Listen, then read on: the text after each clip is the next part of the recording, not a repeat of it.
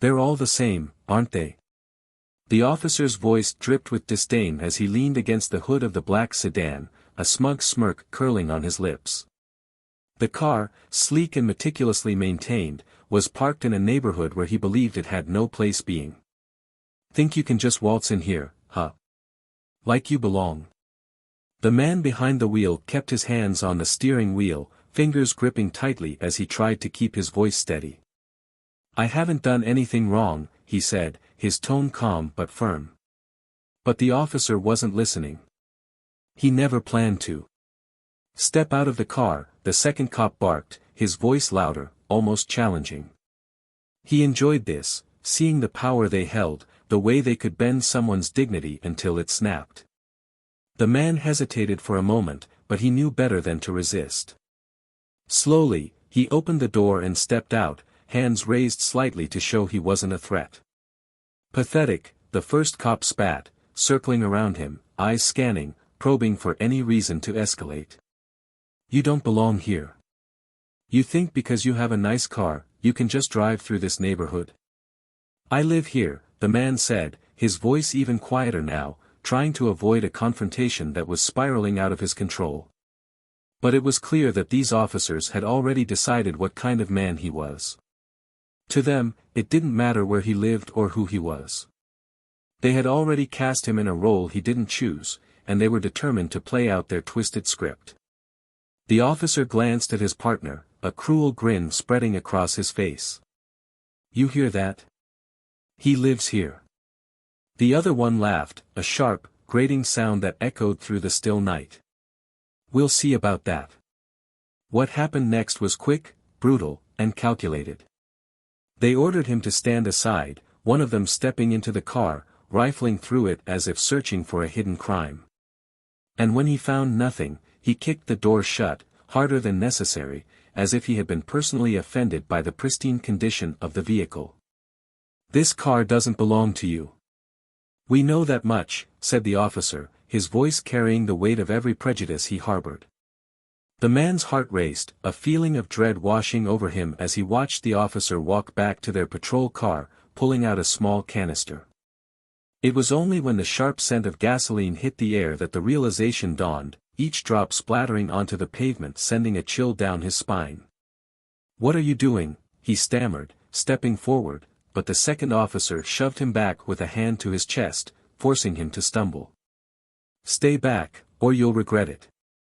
You don't deserve this car, the officer said coldly, splashing more gasoline, soaking the seats, the floor, the leather steering wheel. You don't deserve to think you can just drive through here without consequences. Consider this a message. He stepped back, struck a match, and without a moment's hesitation, tossed it into the open window. Flames erupted instantly, licking up the interior, swallowing everything in its path. The man could only watch, horror-stricken, as the fire consumed the car he had worked so hard to keep. The officers stood there, arms crossed, watching with satisfaction as the flames danced, their faces illuminated by the glow. It was a sick display of power, a demonstration of who they thought had control. You think you're something, don't you? The second officer said, his voice dripping with mockery. Driving around in a car like that, pretending you're better than the rest. But we'll make sure you learn your place. The man said nothing, his eyes burning not from the smoke, but from the humiliation and anger rising within him. But even then, he kept his composure, biting back every insult, every plea, every desperate urge to lash out. They had already taken enough from him. He wasn't about to give them the satisfaction of breaking him, too. But what they didn't know, what they couldn't possibly have imagined, was who they were dealing with. Because this man wasn't just another face, another name they could forget after their shift ended. He had a story, a background, and a power they hadn't seen coming. Behind the calm exterior, behind the silent, simmering anger, was a federal agent. Someone who had dedicated his life to upholding justice, someone who knew exactly how the system worked, and exactly how to turn it against them. They had set a car on fire, believing they were sending a message. But they had just ignited something much bigger than they could handle. Because for every flame they thought they controlled, they had sparked a fire that was about to consume them. They thought they could play with his life, toy with his dignity, but they had no idea just how prepared he was to fight back. The man stood there, eyes reflecting the flickering flames, and made a silent vow. They had tried to make him feel small, insignificant. But he was about to show them just how powerful one man could be when pushed to the edge. They were about to see the consequences of underestimating someone they thought they could just trample over. As the last embers of the car smoldered into the night, the officers got back into their patrol car, laughing as if it was just another day. But they had just made the biggest mistake of their lives, and they had no clue. Because the man who stood there, with the glow of the fire in his eyes, was already planning his next move. He had spent his entire career in the shadows, gathering information, connecting dots, finding the truth where others only saw lies.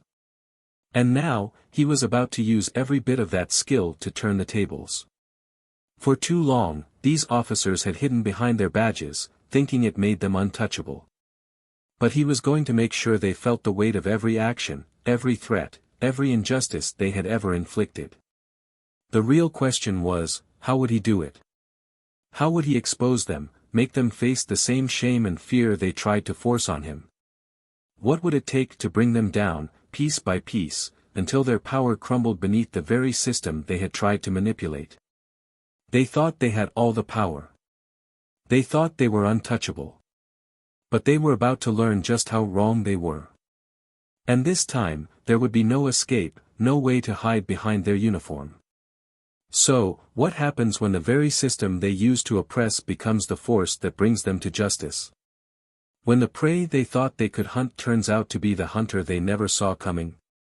Stay with us, and find out how a single act of cruelty set off a chain of events that would bring an entire system to its knees. At Plough of Twist, we stand firmly against any form of racism and discrimination.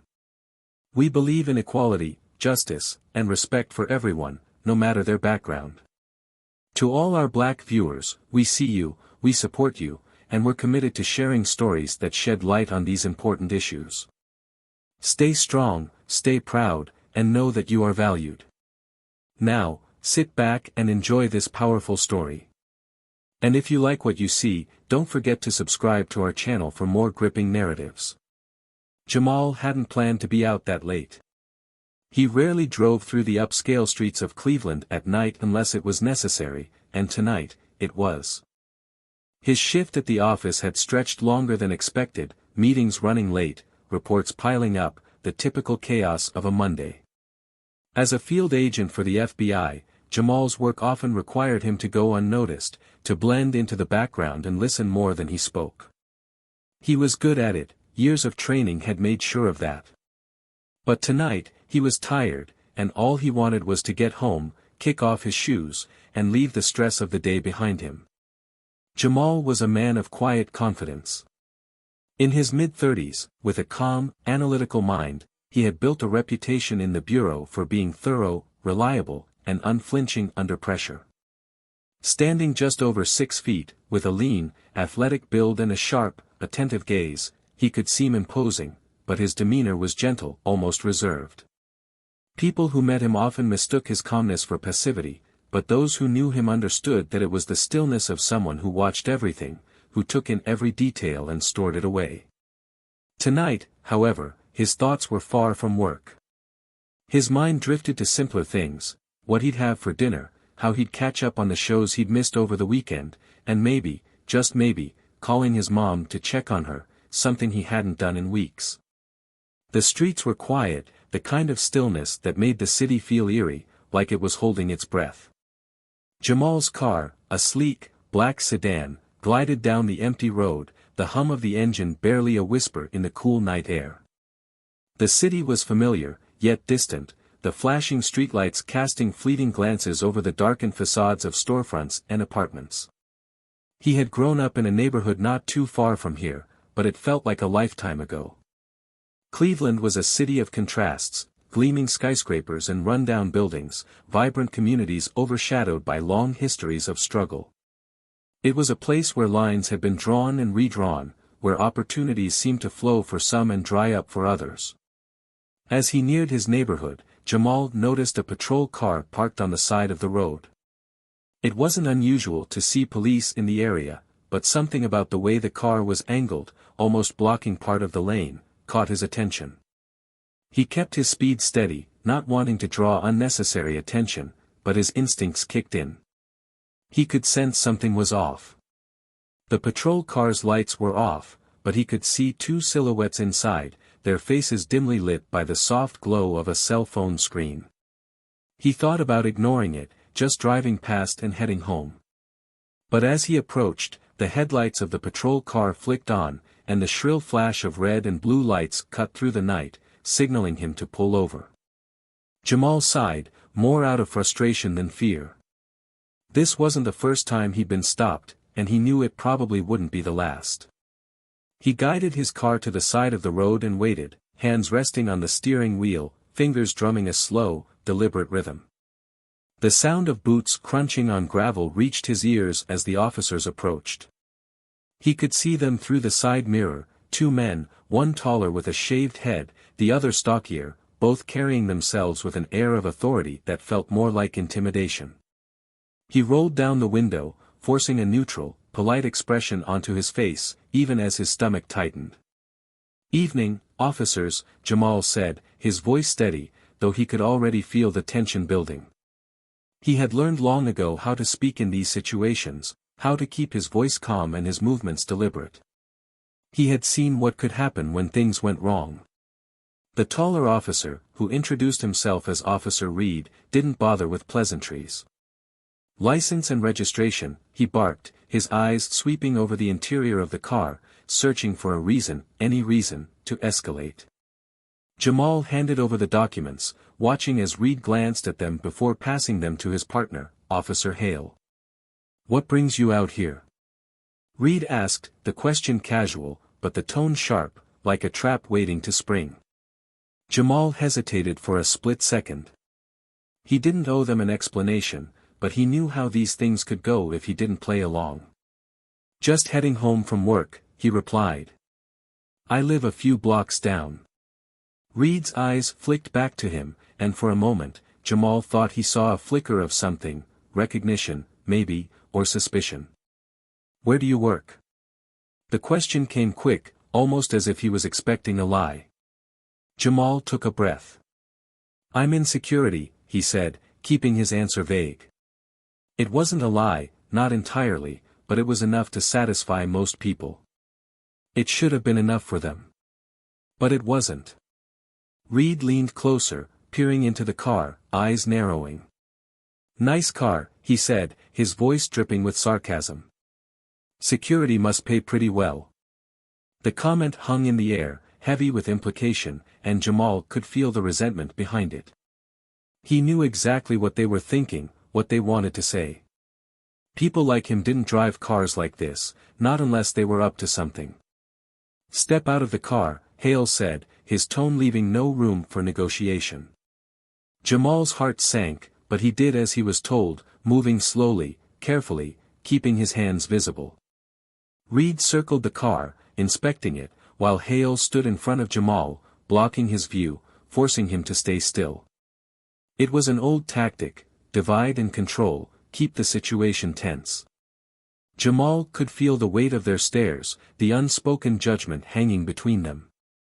"Is there a problem, officers?" he asked, trying to keep his voice steady, but Reed's smirk only grew wider. "Yeah, there's a problem," he said, almost mocking. "You don't belong here. Not with this car, not at this time of night." Jamal felt the words hit him like a punch, the familiar sting of 1,000 microaggressions, each one adding to the suffocating weight of the moment. He wanted to argue, to shout, to tell them exactly who he was and what he could do. But he knew better. He had seen too many situations spiral out of control, and he wasn't about to become another statistic, another headline. "Just a routine stop," Hale said, but his eyes told a different story. "We need to check a few things." Jamal knew there was nothing routine about it, but he stayed silent, watching as Reed opened the door and began rifling through the interior. Jamal's heart pounded, but he kept his expression blank, refusing to give them the reaction they were looking for. He didn't see the gas canister until it was too late. By the time Reed pulled it out of the trunk, his intentions were clear, the cruel smile on his face making Jamal's blood run cold. He wanted to speak, to protest, but the words wouldn't come. It felt like a nightmare, one where every move you make only brings you closer to the inevitable. Hale stepped closer, his voice low and threatening. Maybe next time you'll think twice before driving through here like you own the place. Jamal could only stand there, powerless, as Reed twisted off the cap and began pouring gasoline over the seats, the smell sharp and suffocating. In that moment, Jamal realized something: they weren't just trying to intimidate him. They were sending a message, not just to him, but to everyone like him. They wanted to make him feel small, insignificant. But even as the gasoline soaked through the fabric, even as Reed lit the match, Jamal's mind was already working, piecing together what he would do next. Because this wasn't over. Not by a long shot. And when it was, they would wish they had never crossed him. The flames had long since died out, leaving nothing but the charred, twisted frame of Jamal's car. The blackened metal was a stark contrast against the street, a grim reminder of how quickly everything he had worked for could be reduced to ashes. Jamal stood there, long after the officers had driven off, their taunts still echoing in his mind.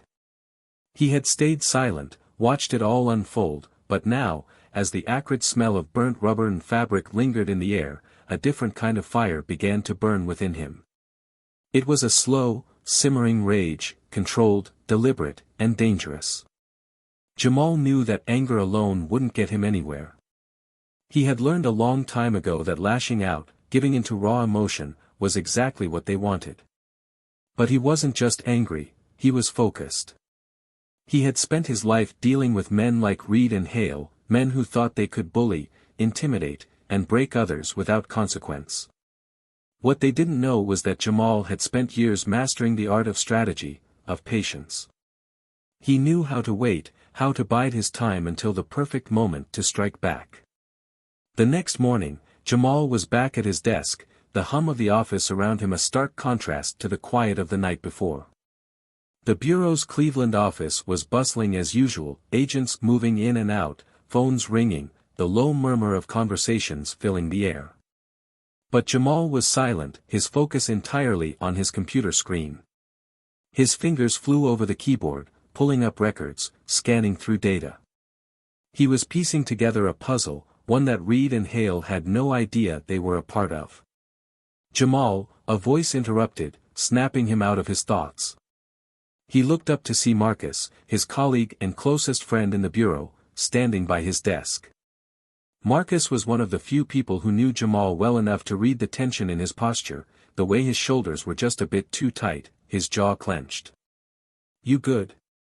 Marcus asked, his tone casual but laced with concern. Jamal hesitated, glancing around the room, then back at Marcus. "I need a favor," he said, keeping his voice low. "Can you pull some files for me?" Discreetly. Marcus raised an eyebrow, a hint of a smile tugging at the corner of his mouth. "Discreetly, huh? That sounds like trouble." But his smile faded as he saw the seriousness in Jamal's eyes. "What's going on?" "I had a situation last night," Jamal said carefully, choosing his words. He didn't want to give too much away yet. "I need to look into some officers, Reed and Hale. Cleveland PD." Marcus's expression shifted, the teasing gone, replaced by a sharp, focused look. "You're not messing around, are you?" he said, his tone dropping. "All right, I'll see what I can dig up. But Jamal, if this is what I think it is, you need to be careful. These guys, they've got friends in all the wrong places." Jamal nodded, knowing Marcus was right. Cleveland PD had its share of dark corners, and men like Reed and Hale weren't operating alone. They were part of something bigger, something that thrived on fear and silence. But Jamal had never been one to back down, especially when he knew he was right. As Marcus walked away, Jamal's phone buzzed. It was a message from one of his contacts in the local precinct, someone who owed him a favor. The message was brief but clear: Reed and Hale are untouchable. Be careful. Jamal stared at the screen, feeling the warning sink in. It wasn't a surprise, but it confirmed what he already suspected: these officers had connections, and they weren't afraid to use them. But that also meant there were records, paper trails, things they thought were hidden but weren't. Jamal spent the next few days gathering information, piecing together a timeline of complaints, reports, and internal investigations that had mysteriously disappeared or been buried. He was meticulous, carefully documenting everything, connecting dots that others had missed or chosen to ignore.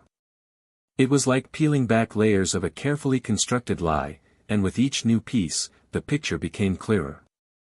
Reed and Hale weren't just rogue cops, they were protected. There were names, signatures, and approvals that went all the way up the chain, people who had allowed this to happen because it benefited them. Late one evening, Marcus stopped by Jamal's desk again, dropping a thin folder onto the cluttered surface. "You're not gonna like this," he said, his voice grim. Jamal opened the folder, his eyes scanning the contents quickly. Inside were records, complaints filed against Reed and Hale, most of them dismissed without investigation. Brutality, harassment, intimidation, Marcus continued, listing off the accusations. But look at the signatures. Same names, over and over again, clearing them every time. Jamal's heart pounded as he read through the pages. It was worse than he had imagined. The complaints were there, but so were the excuses, the loopholes, the quiet reassurances that these officers would never face consequences. And there, at the bottom of every page, was the signature of Deputy Chief Barnes, a name Jamal recognized immediately. Barnes was known for his tough stance on crime, his speeches about law and order, but here was the truth: he was protecting men like Reed and Hale, covering up their crimes to maintain control. Marcus leaned in, lowering his voice. "This goes deep, Jamal. If you're thinking about going after them, you need to know what you're up against." Jamal closed the folder, his mind racing. He knew exactly what he was up against: an entire system that was built to protect itself, that would do anything to silence those who tried to expose it. But he also knew that he had something they didn't expect: patience, and the ability to wait for the right moment to strike. And that moment was coming. "I'm not going after them," Jamal said, finally looking up at Marcus. "I'm going after everyone who made this possible." Marcus's eyes widened, but he didn't say anything, just nodded. "Then I guess we've got a lot of work to do." Over the next few days, Jamal began to put his plan into motion. He reached out to contacts, quietly gathering more information, making sure every piece was solid, undeniable. He didn't just want to expose Reed and Hale, he wanted to dismantle the entire network that had kept them safe. It was a dangerous game, one that could easily backfire, but Jamal was willing to take that risk. He had been pushed too far, and now, it was his turn to push back. Meanwhile, Reed and Hale continued their routine, oblivious to the storm that was brewing.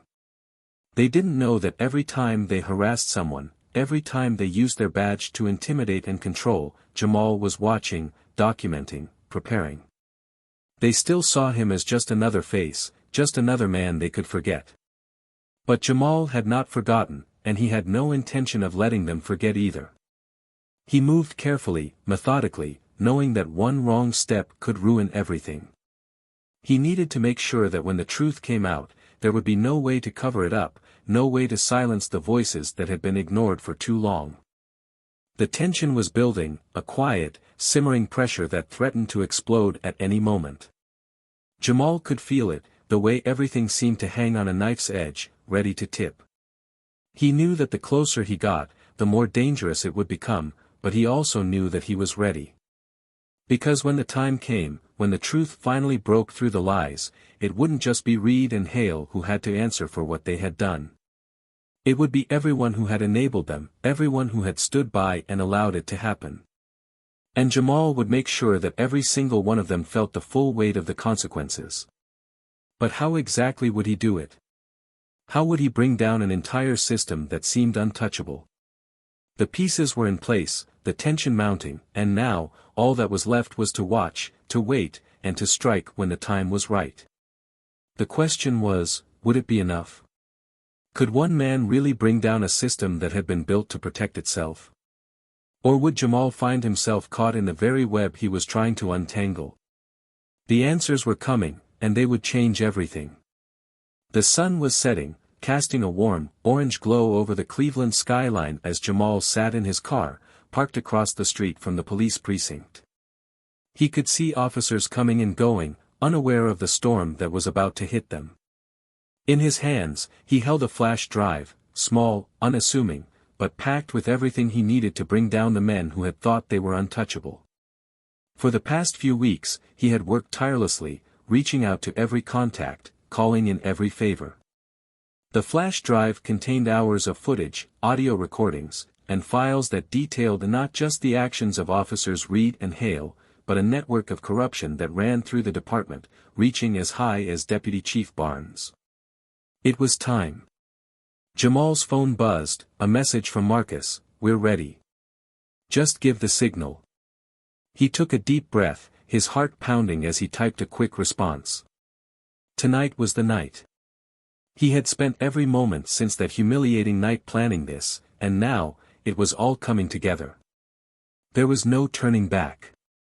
He had promised himself that he would make them pay, not just for what they did to him, but for every person they had terrorized, every life they had ruined. He stepped out of the car, straightened his jacket, and began walking toward the precinct. The air was cool, the kind that made everything feel sharper, clearer. As he crossed the street, he could feel his pulse in his ears, every step a drumbeat leading him closer to the moment he had been waiting for. When he entered the precinct, he was greeted with the usual indifferent glances, the kind that said, "What's he doing here?" But no one stopped him. He made his way down the hall, past the rows of desks, until he reached the room where Marcus was waiting, seated in front of a computer, a small camera set up beside him. Marcus looked up, his expression serious but calm. "You sure about this?" he asked, though he already knew the answer. "More than I've ever been," Jamal replied. He handed Marcus the flash drive. "Let's get this started." Marcus plugged in the drive, and the screen lit up with a series of files.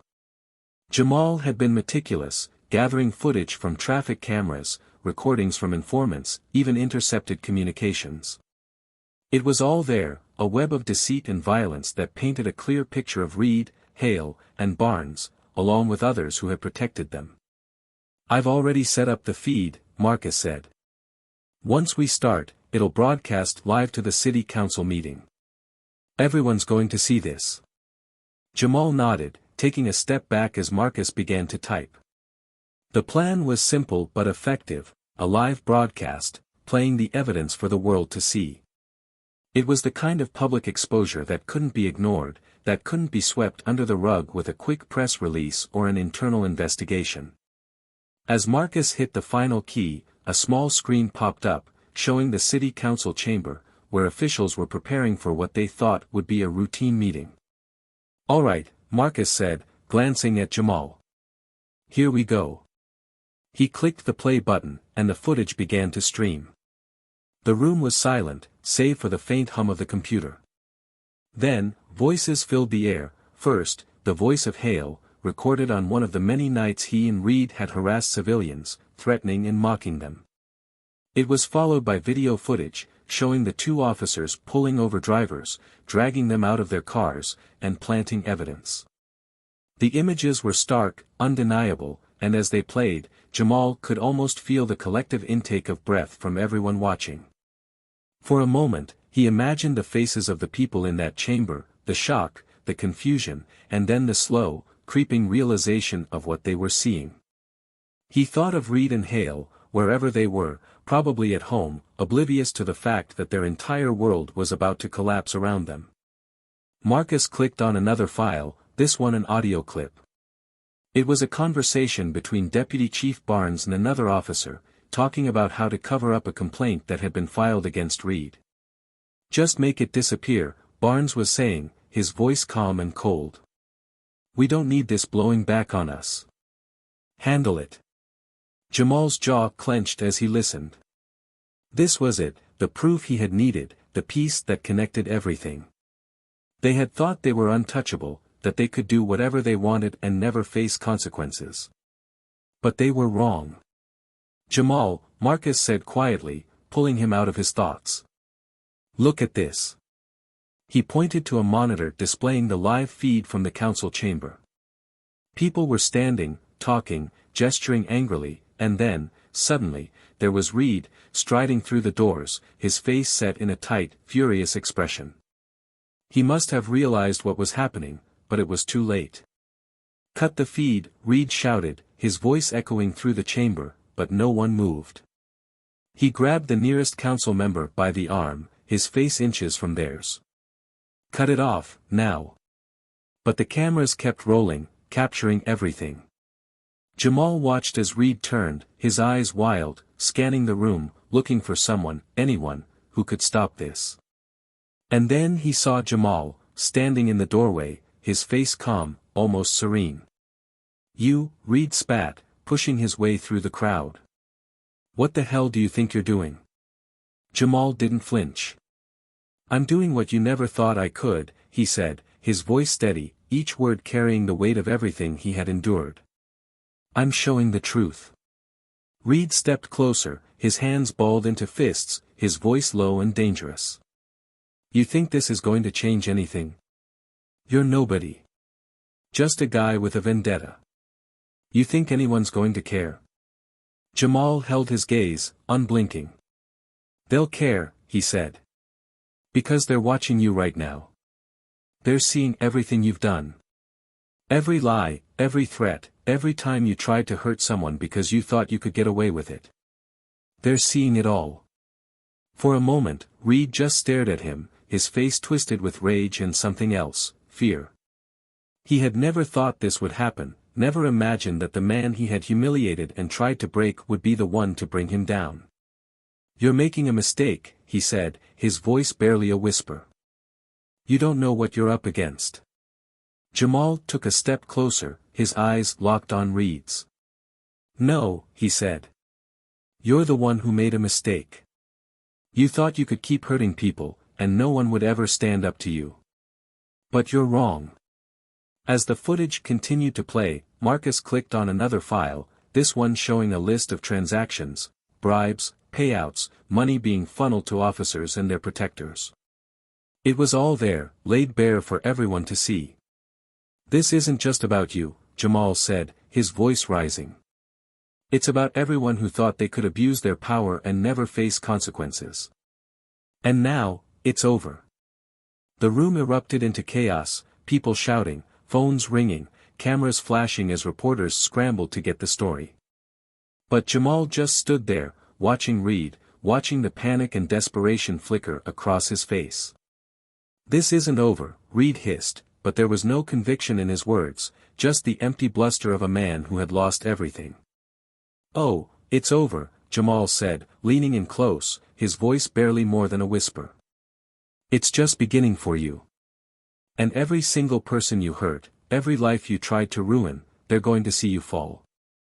Reed's face paled, and for a moment, Jamal thought he might lash out, might try to fight, but then he saw it, the resignation, the realization that there was no escape.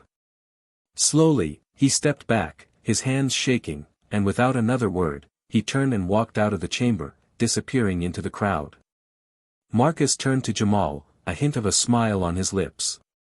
I think that went pretty well, he said.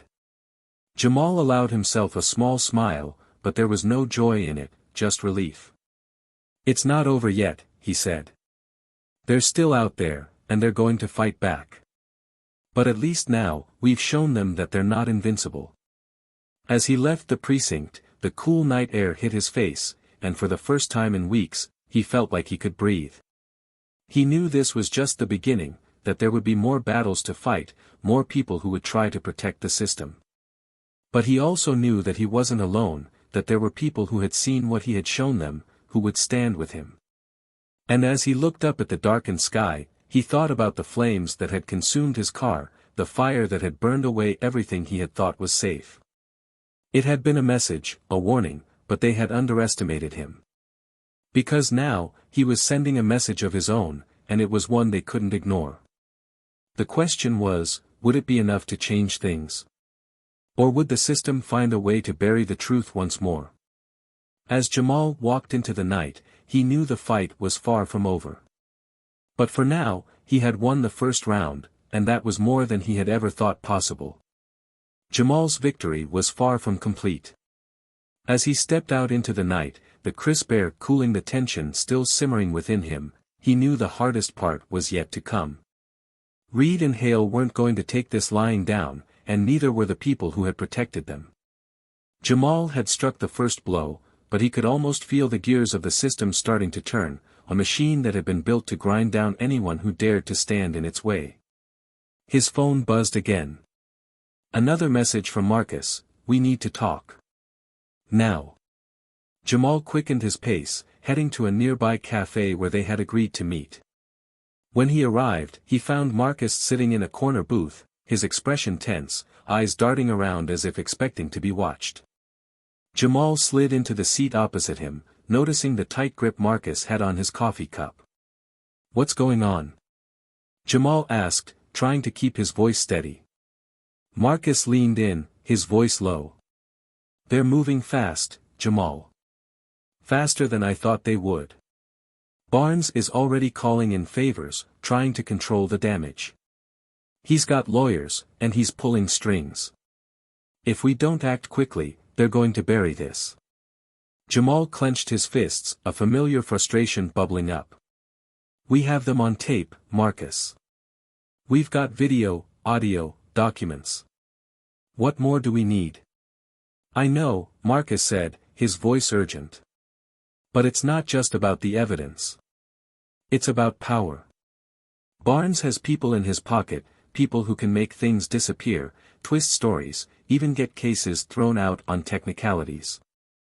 They're going to try and discredit everything we've put together. They'll say the footage was tampered with, that the recordings were illegal. They're going to fight dirty, Jamal. And they've done this before." For a moment, Jamal felt the weight of it all pressing down on him, the enormity of what he was up against. It wasn't just a few corrupt officers, it was an entire system that had been built to protect itself, a fortress with walls that had been standing for decades. But then he thought of every person who had come to him, quietly, with stories of harassment, abuse, lives turned upside down by men who thought they could act with impunity. He thought of how they had looked at him, hoping for someone who could make things right, someone who wouldn't turn away. "They can try," Jamal said, his voice firm, cutting through the fog of doubt. "But we're not stopping.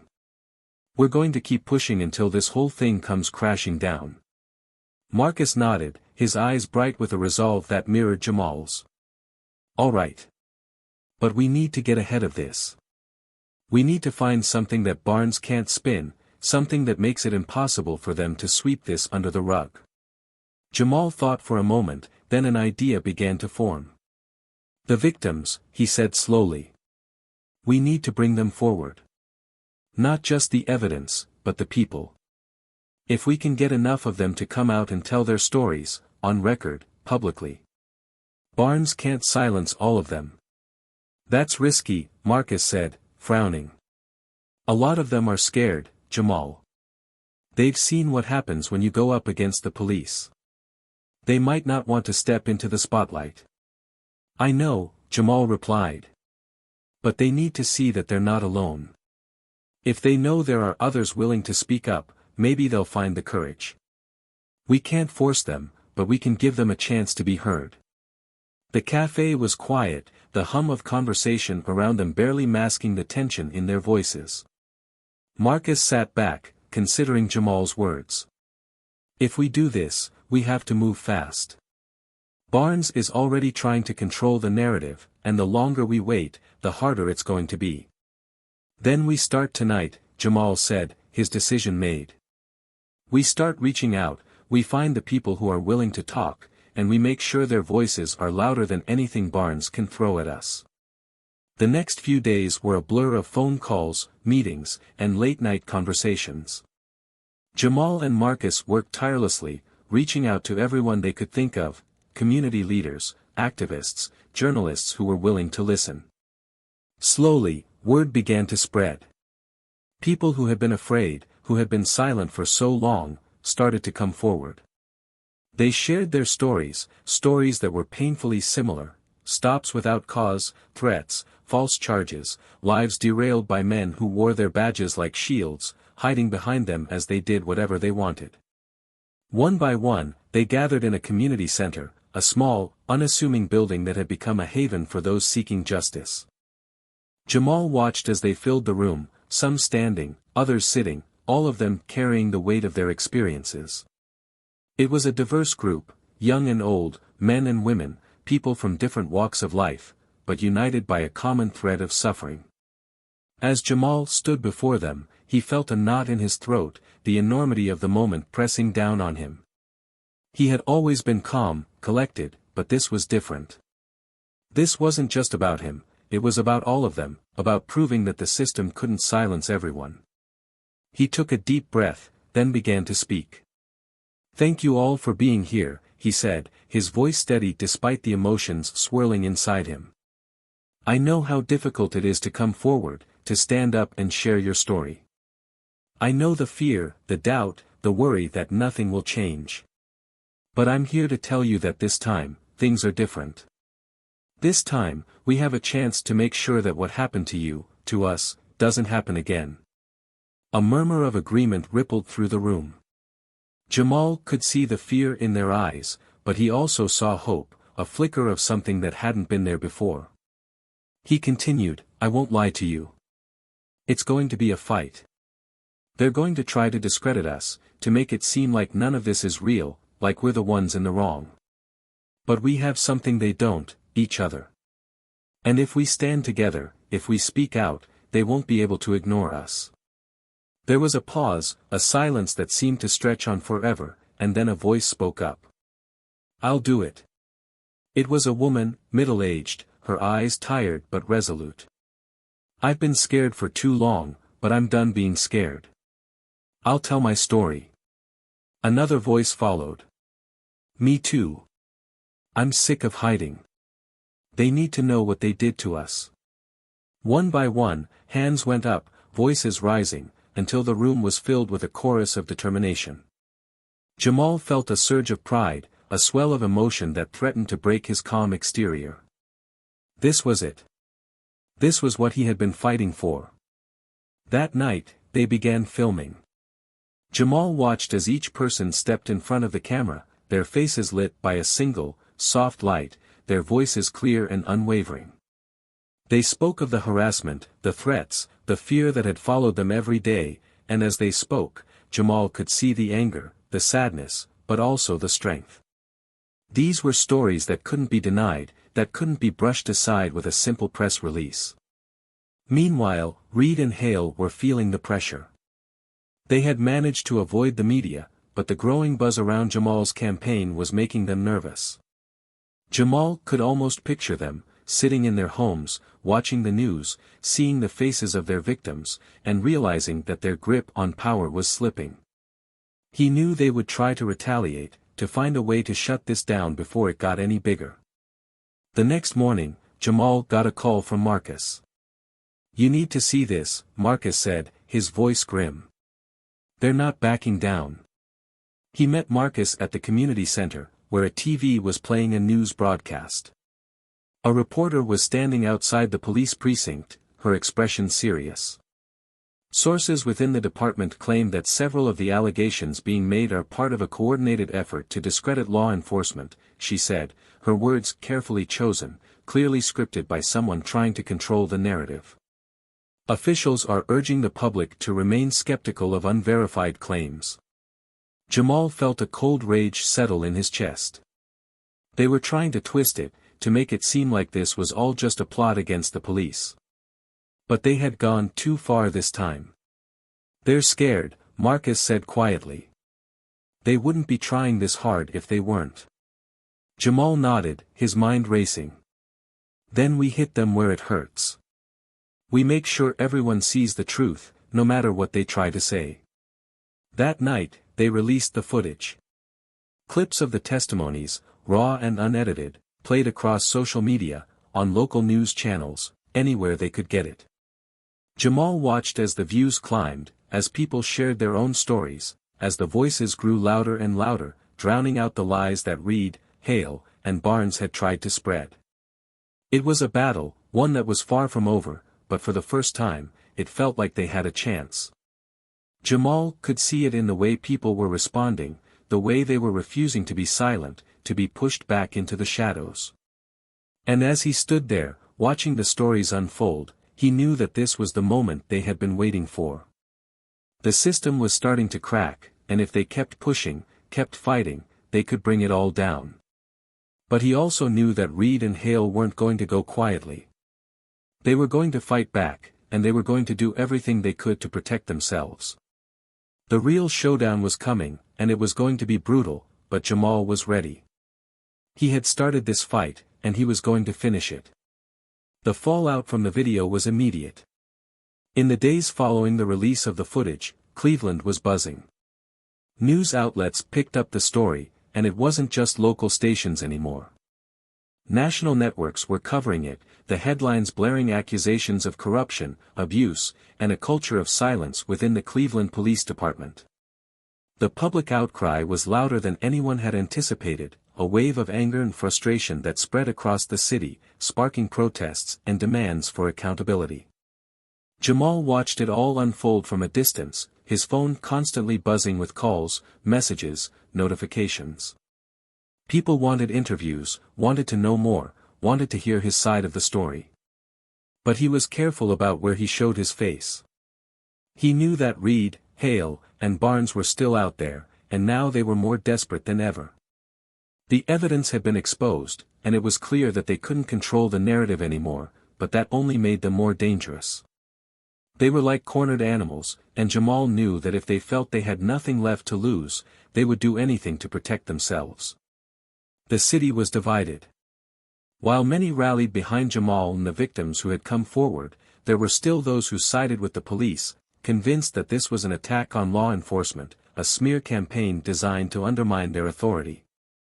Barnes had managed to sway a few key voices, and there were calls for a thorough investigation into the claims, which was a thinly veiled attempt to stall, to find some way to discredit the evidence. But Jamal knew that they couldn't afford to slow down. They had to keep the momentum going, had to keep the pressure on, or everything would fall apart. He met with Marcus again at the community center, where the mood was tense but hopeful. Marcus had been working around the clock, coordinating with activists, reaching out to journalists, making sure the story stayed alive. "They're scrambling," Marcus said, a hint of satisfaction in his voice. Barnes tried to get a judge to issue an injunction to take down the videos, but it didn't work. "The public's on our side, Jamal. For once, they're actually listening." Jamal nodded, but there was a weight on his shoulders that he couldn't shake. "They're not going to give up," he said quietly. "Barnes has too much to lose. He's going to try to make this disappear, and if he can't do that, he'll try to make us disappear." Marcus's expression darkened. "I know. We need to be careful. But we also need to keep pushing. If we let up now, they'll find a way to twist this, to make it all go away." Jamal looked around the room, at the faces of the people who had come forward, who had risked everything to tell their stories. Some of them had been harassed, threatened, their names dragged through the mud, but they had refused to back down. And that was what gave him hope. "We're not stopping," he said, his voice firm. "No matter what they try, we're going to keep pushing. This is bigger than just Reed and Hale. It's about the system that allowed them to do this in the first place." As they talked, a young woman approached them, her eyes bright with determination. "I want to help," she said. "I saw what you did, and I know people who have stories too. They're scared, but if they see others standing up, they might come forward." Jamal listened, feeling a mix of gratitude and sorrow. Every new story was another reminder of how deep this problem went, of how many lives had been affected. "Thank you," he said, his tone gentle. "Every voice matters." The more people who come forward, the harder it will be for them to ignore us. But Barnes wasn't going down without a fight. Behind the scenes, he was pulling every string he could, calling in every favor. He met with city officials, made promises, threatened consequences, all in a desperate attempt to regain control. It was clear that he saw this as a battle for survival, and he was willing to do whatever it took to win. One afternoon, Jamal received a call from an unknown number. He hesitated before answering, and when he did, he recognized the voice immediately. It was Barnes. "Jamal," Barnes said, his tone measured, almost cordial. "We haven't had the pleasure of speaking directly. I thought it was time we did." Jamal's grip tightened on the phone. "I don't have anything to say to you."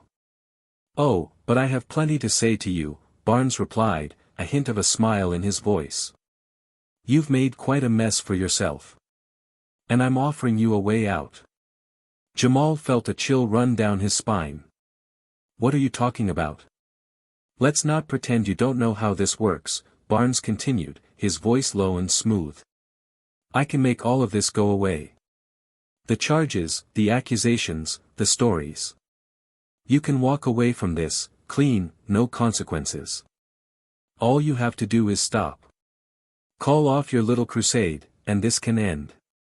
Jamal's heart pounded, anger flaring up as he listened to Barnes's words. "You think you can just buy me off," he said, his voice trembling with rage. "Do you have any idea what you've done, what your people have done? You're responsible for destroying lives, and you think you can just make it disappear?" Barnes sighed, as if he were speaking to a child who didn't understand.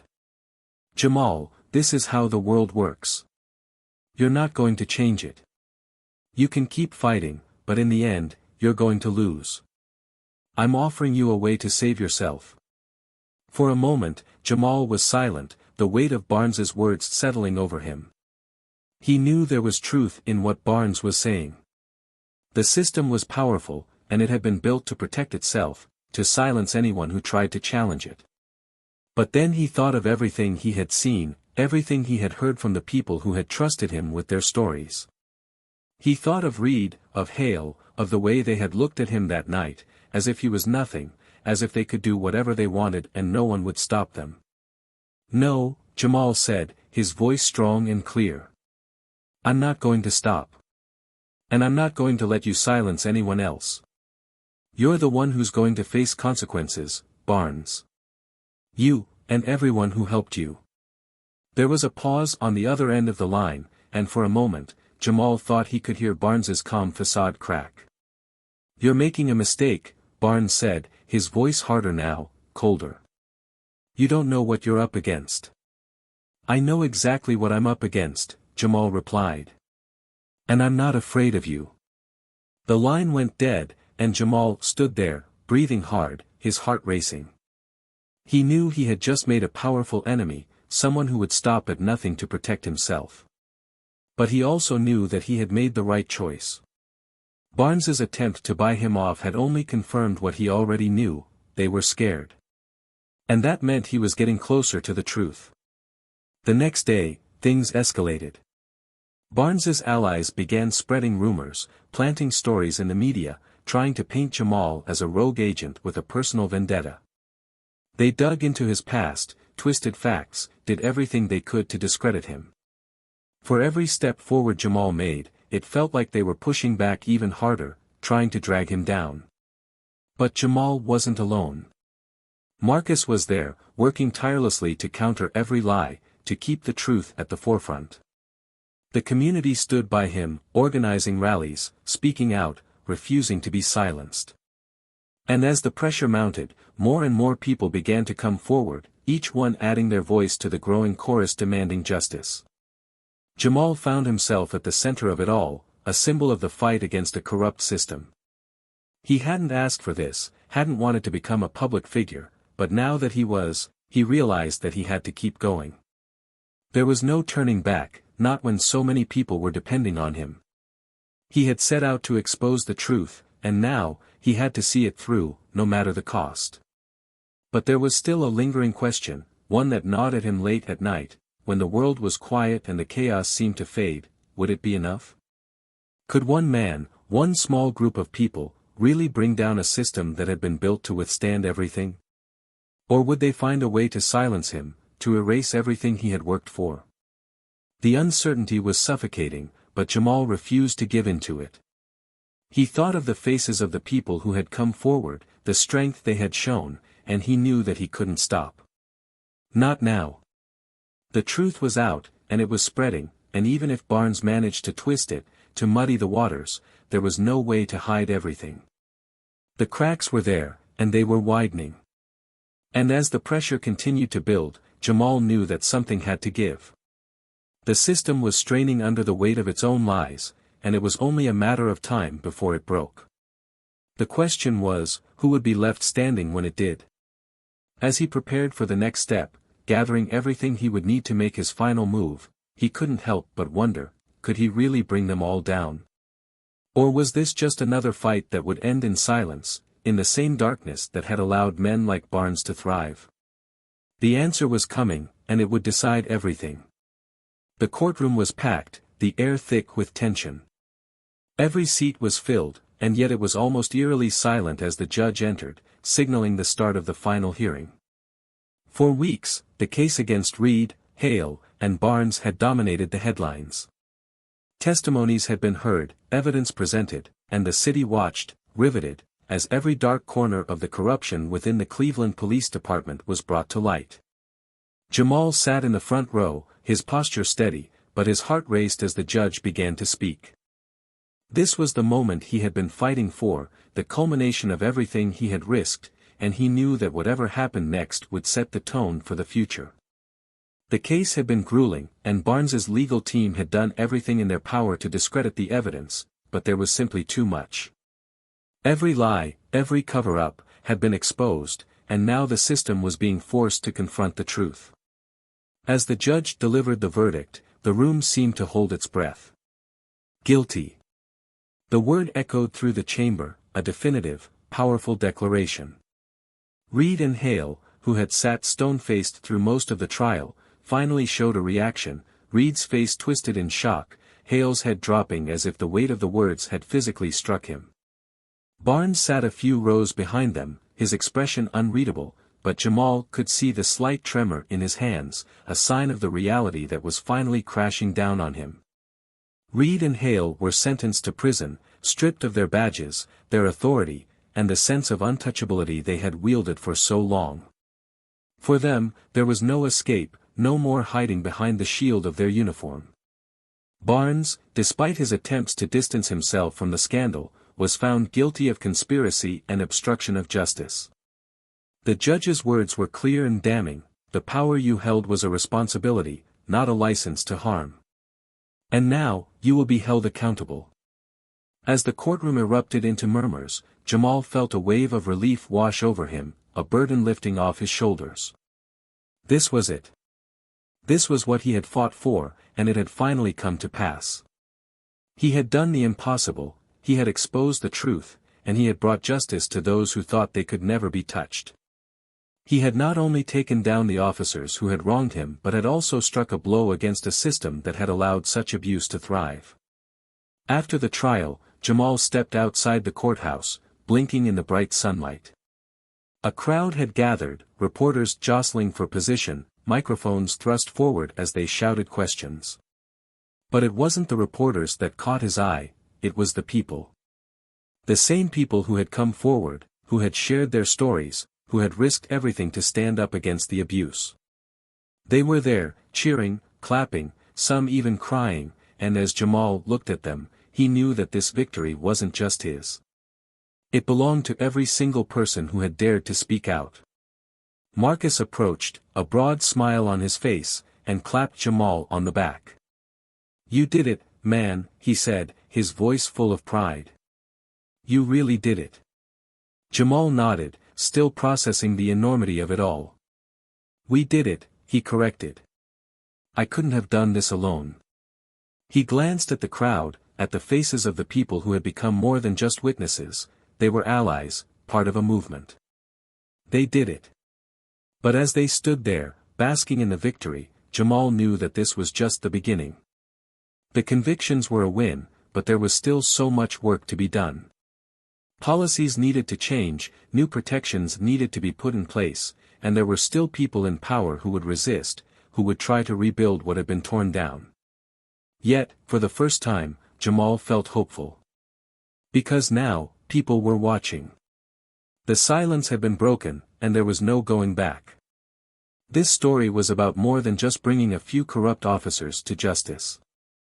It was about shining a light on the dark corners of a system that had been allowed to operate without accountability for far too long. Jamal's journey showed us that real change doesn't come from staying silent, from allowing fear to dictate what is possible. It comes from people standing up, speaking out, and refusing to accept the status quo. We live in a world where it's easy to feel powerless, where it seems like the systems that are supposed to protect us can sometimes be the very ones that harm us. But Jamal's story is a reminder that one voice can spark a movement. When we stand together, when we refuse to be silenced, we can bring about change, even when the odds seem impossible. What did you think of the story? Have you ever felt like Jamal, standing up against something bigger than yourself? Or maybe you've seen someone in your community do the same. Share your thoughts and experiences in the comments below. Let's keep this conversation going, because real change starts with awareness, and it starts with us. If you enjoyed this story and want to hear more tales of courage, resilience, and unexpected twists, make sure to subscribe to our channel, Tales of Twist. We have many more stories that will keep you on the edge of your seat. And don't forget to hit the like button and share this video with your friends. Until next time, stay strong, stay vocal, and remember, every voice matters.